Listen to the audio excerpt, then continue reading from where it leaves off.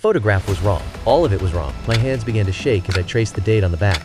1987. The year I turned 5, but in this picture, I was standing next to a boy I had never seen before. A boy who looked exactly like me. The air in my childhood bedroom grew thick and stale, carrying the faint, forgotten scent of mothballs and damp plaster. My mother's neat handwriting on the envelope's flap was now a frantic, desperate scrawl, spelling out a single, impossible question. Every childhood memory I held dear, every birthday, every Christmas morning, suddenly felt like a stage, a perfectly constructed lie. And in that moment, the foundation of my entire life didn't just crack, it dissolved into dust. Last Tuesday, the DNA test revealed a truth that corroded my reality. He wasn't my brother. He was my son. The air grew heavy with the scent of ozone and old secrets. A primal dread took hold as whispers of the past clawed at my sanity. A hand slammed the door with finality. The picture frame shattered on the hardwood floor, glass skittering. I thought that was the secret, the lie that would destroy my family. I was wrong. That was merely the first layer. And what emerged from beneath it is something our quiet Ohio town could never have anticipated. Our story begins in Maple Creek, Ohio. Picture perfect on the surface, but beneath that pristine veneer, the air carries the faint, metallic scent of old soil and something older. A place where the quiet isn't peaceful. It's waiting. My parents, Helen and Robert Miller, were pillars of our small town. He ran the hardware store. She was the school librarian. I was their miracle baby, born after years of desperate hope. The air in our home always carried the scent of old paper from Mom's books and sawdust from Dad's shop. Then, just 2 years later, my brother, Liam, arrived. We were close, unusually close. While the other siblings clashed, Liam and I remained inseparable. He had our mother's eyes, but everyone said he shared my smile. As we grew, that bond intensified, becoming something heavier. It felt charged, like the thick, electric air before a storm. He'd seethe when I brought home a boyfriend. A sharp, metallic pang would twist in my gut whenever he started seeing someone. We dismissed it as just an intense sibling bond. That's what we were after all, the Miller kids. That's just how we were. It was the health scare that started it all. Mom needed a potential kidney donor. We all took those family DNA kits as a formality, just checking compatibilities. When the results finally loaded online, I bypassed the health reports entirely. My focus went straight to the family matches section. That decision would unravel everything. And there he was, Liam Miller. Predicted relationship. Son. The world didn't just tilt, it shattered. I was holding my phone, but I couldn't feel it. My fingers went numb, the cold plastic slipping against my skin as a metallic taste bloomed in my mouth. Son. All those strange moments of closeness, the suffocating protectiveness, the cryptic comments from older relatives suddenly crystallized into a horrifying clarity. The air in my childhood home grew thick with the scent of old dust and something metallic, like forgotten iron. Every memory, every whispered warning, every guarded look flooded back with a crushing, undeniable weight. That night, I finally confronted my parents, the question hanging in the damp, heavy air between us. The living room crackled with tension. Sarah's voice trembled as she held up her phone, the screen casting a sickly glow across her pale face.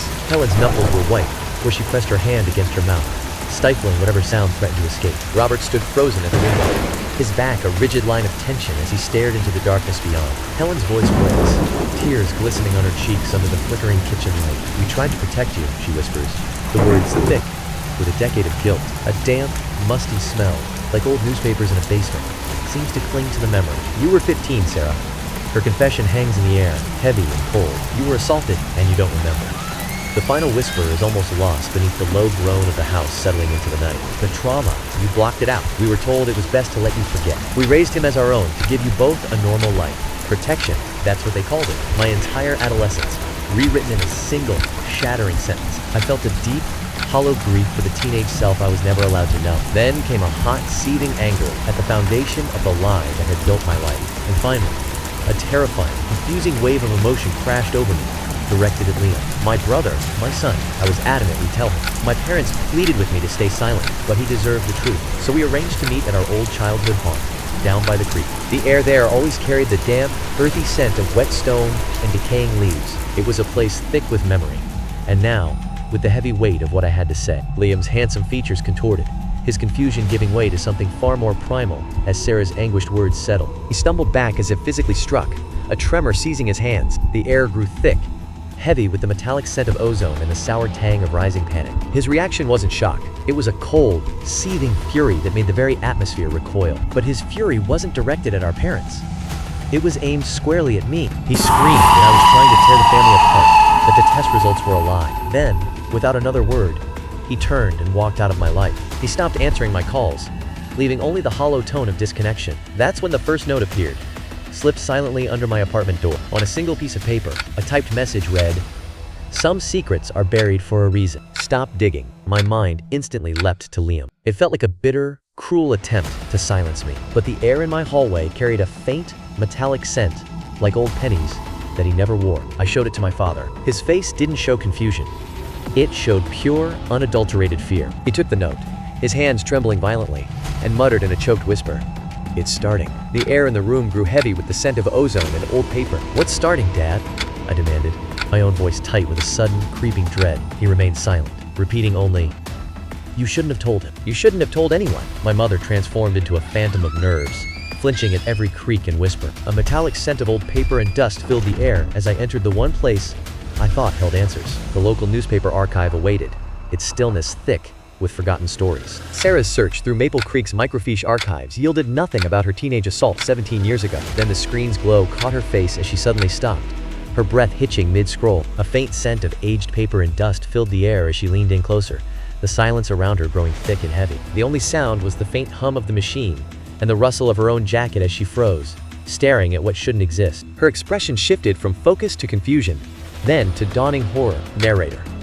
There was nothing. No police blotter, no article. For a town this small, an assault on a teenager would have been front page. It didn't exist. That's when the truth cracked open. The assault, it was another fabrication, just a carefully constructed cover story. Every detail had been manufactured to hide what was really there. But for what? I drove back to my parents' house, determined to make them tell me. The familiar scent of wet asphalt and ozone filled the car as I pulled up, but their car was gone. The driveway stood empty, the house windows dark and vacant. That absence felt heavier than any presence could have been. The front door swung open at my touch, unlocked. On the kitchen table, illuminated by a single shaft of dusty light, lay a letter in my father's frantic scrawl. The paper felt thin and brittle, carrying the faint metallic scent of old ink. A deep, resonant clock ticked from the hallway, marking each second of my hesitation before I read the first line. "Sarah, if you're reading this, we've had to leave. We're so sorry. The story about the assault, it wasn't true. We lied to protect you from a worse truth. Liam is your biological son, and his father is my brother, your Uncle Mark." The room spun. Uncle Mark. The name hung in the air, heavy and metallic, like the taste of old pennies. A cold, damp draft snaked through the room, carrying the faint scent of ozone and decay. My favorite uncle had died in a car accident when I was 16, a full year after Liam was born. My mind raced, stitching together a monstrous new timeline. The cold, metallic taste filled my mouth as the impossible truth settled in. The math was undeniable. I was only 14. He was 38. It wasn't a stranger's assault. It was years of calculated, familial predation. And my parents, they knew. They buried the truth to protect their name, to shield themselves from scandal. After the accident, they sent Mark away and declared him dead. Then they stole his child, my child, and raised him as their own. The lie was complete, sealed in the cold, damp air of their ancestral home. Sarah. They forced me to live with my rapist son, calling him brother, a perverse bond they engineered. They made me love my own trauma, every single day. Narrator. I heard footsteps in the hall. A sudden, metallic scent of ozone filled the air as a floorboard groaned directly outside the door. A heavy, familiar presence filled the doorway. It was Liam, his anger completely gone now. In his hand, he held a folded piece of paper, identical to the warning note. The air grew thick with unspoken dread as he simply stood there, motionless. The man before us was hollowed out, his face a mask of utter devastation. A faint, metallic scent of ozone hung in the damp air around him. His voice, when it finally came, was a dry, shattered whisper. "Liam, they told me everything, just now, before they left. They gave me this." He said it was the rest of my inheritance. As the paper opened, the damp air grew heavy with the scent of old ink and decay. It was a birth certificate, a real one, not the forged document that had named my parents. My gaze froze on the mother's name. Sarah Miller. Our father, Mark Miller, approached the kitchen table where his written confession already lay. He set the object down beside it with a finality that seemed to leach all sound from the room. We stood there, not as siblings, but as mother and son, bound by the same suffocating lie. My parents are gone. Liam and I, we no longer recognize what we are to each other. The foundation of my entire existence was a carefully constructed tomb, built to bury a monster. And the question that haunts me now, the one I leave with you, is this. When the people who were meant to protect you become the architects of your prison, who do you become when you're finally set free? The lens retreats, leaving them frozen in that final moment. A metallic scent, like old pennies and ozone, hangs in the stagnant air. The only sound is the faint, wet drip from a hidden pipe, marking the seconds. Then, the image dissolves into absolute darkness, swallowing the scene whole.